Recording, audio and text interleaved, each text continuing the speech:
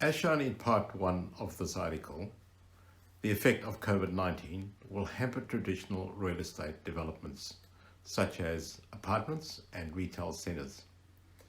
Given time, these developments will recover and will return to normal in the longer term. However, what are the short to medium term development opportunities? Developers should focus on projects that can solve an immediate problem and initiate an economic recovery. Part 2, Market Opportunities. Under this video, I provide a short list and a brief outline of where I see short to medium market opportunities. And these include short stay conversions, retail centre conversions, townhouses and terrace housing, and a wholesale strategy. Short stay conversions.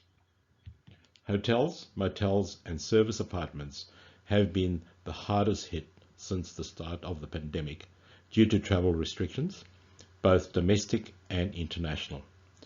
In April this year, nearly 80% of hotel rooms in Australia are empty, and most hoteliers are estimating revenue losses of more than 50% for the first half of 2020. The industry will bounce back, but not until travel restrictions start improving. The solution: convert the rooms into co-living. As most hotels and motels have rooms already with ensuite bathroom facilities, the conversion costs could be minimal. The common areas such as the foyer and lounge rooms could be converted into the communal facilities required of co-living, and depending on the area required for co-living communal facilities, any surplus area could be used for co-working. According to a report by Jones Lang LaSalle, hotel owners and investors can improve rental yields of up to 12% if they convert an existing property into a co-living scheme. And currently, my team and I are undertaking a feasibility study in converting an existing motel into a co-living and co-working facility, and the numbers are looking good. A second solution is to convert into senior independent living. The demand for seniors accommodation is ever increasing, and there is a shortage of affordable housing for seniors. Ideally, an existing service apartment building would be great, especially if the apartments offer a variety of 1 and 2 bedroom units. Existing hotels would be ideal as co-living for vulnerable seniors. In Australia, we have a growing number of retired women who have lost their partners and are in financial difficulty. Some of these are now left homeless. So what are the benefits of short stay conversions? 1. Renovating an existing building and making new residences for others creates new jobs, improves the local tax revenue base, and brightens community spirit and the local economy. And 2, to develop a new building will take at least 2 years in planning, approval and construction, whereas these facilities could be ready within 6 months. Retail centre conversions. Shopping and retail centres will never be the same again when the coronavirus crisis ends. Some retailers that have closed their doors during the pandemic may never reopen, as the induced lockdown has forced customers to abandon physical stores in favour of online ordering. Some retailers could vanish from shopping centres, and even those that remain physical shops are looking to shrink their store networks. Landlords have been significantly impacted by these store closings and have had to change their tenant mix or repurpose their shopping centres. Some centres can easily be re-tenanted, while others will simply have to redevelop. Below are some ideas based on the 2 options. Re-tenant. This approach would be aimed at minimizing costs and finding tenants that could occupy spaces with minimal alterations. With vast open spaces, retail stores could accommodate education facilities that include a childcare centre, classrooms, training rooms, libraries, or vocational training centres.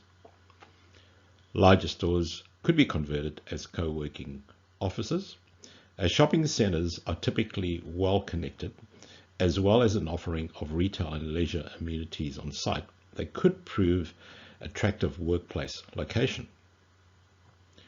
Pop-up stores or micro-stores could be the next generation as an anchor tenant. While online retail is becoming popular, customers may still want to see the physical product. Online retailers only require a small display space and storage. It could be like the current department store, offering a variety of brands but under one roof. And other tenants potentially could include a call center, gymnasium, or a small medical center. Redevelop. Redeveloping a shopping center will be very costly. Depending on the size and scale of the center, part of the center could be developed into the following. A community center next to a shopping center would be ideal and can include a public library, indoor sports activities, community, or maybe a museum.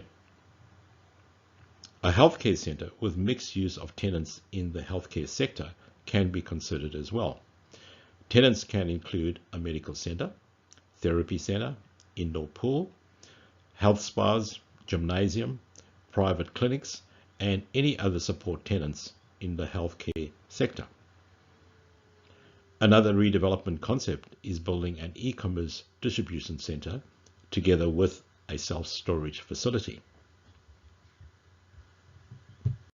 So what are the benefits?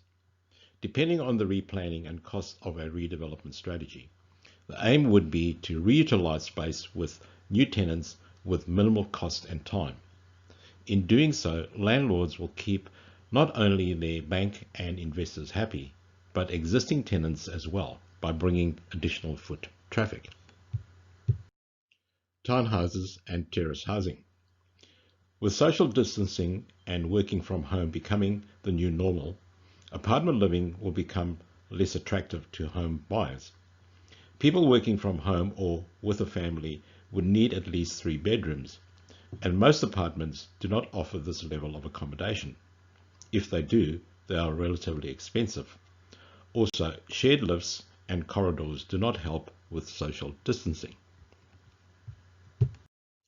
The solution.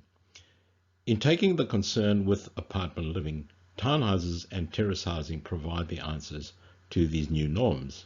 1. With direct access from your vehicle or within close walking distance to your entry, there are fewer physical encounters with your neighbours. 2.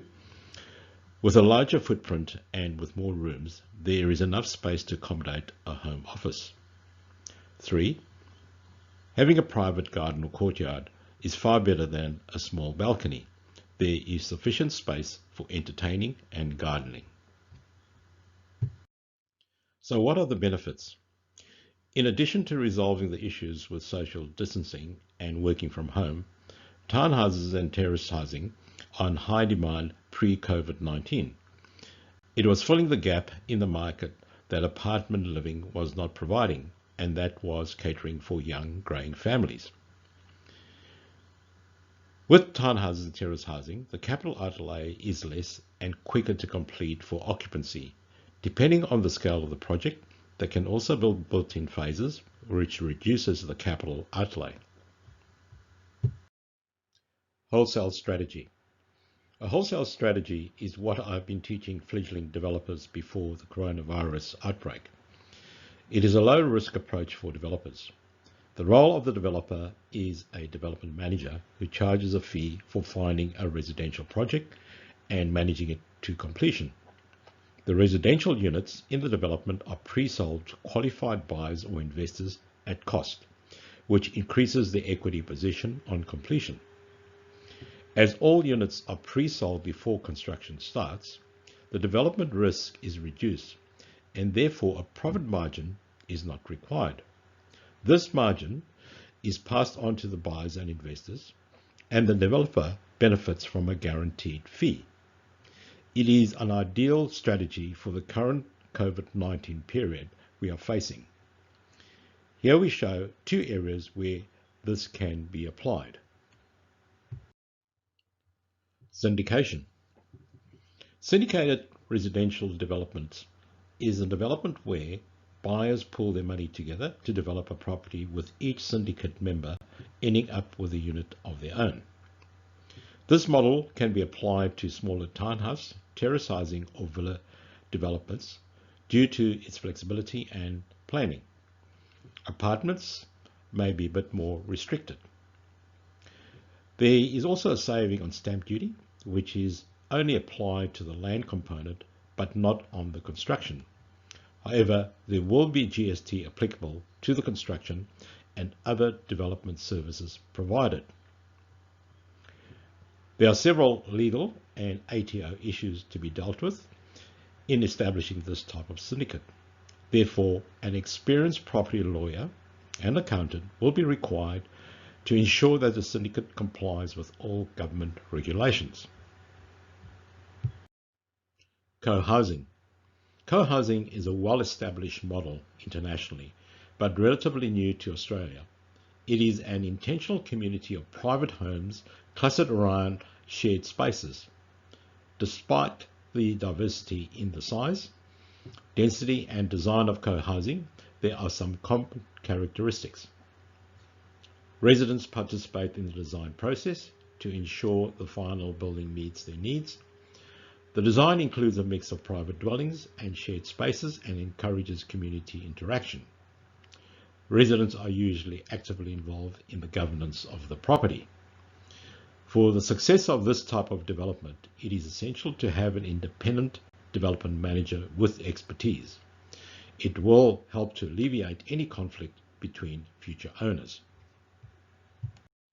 So, do you see other opportunities in the short to medium term? With the federal and state government housing incentives, will it suit project builders, or are there opportunities for low-rise apartment developers? Will large-scale apartment developments bounce back, and how soon? What is your opinion on commercial property development, and where is it heading? I would like to hear your comments. Enjoyed watching this video. If you want to watch the third video on the real estate industry after COVID-19, the digital revolution, click on the subscribe button below and you'll be notified when it is posted, or simply visit my website shown below.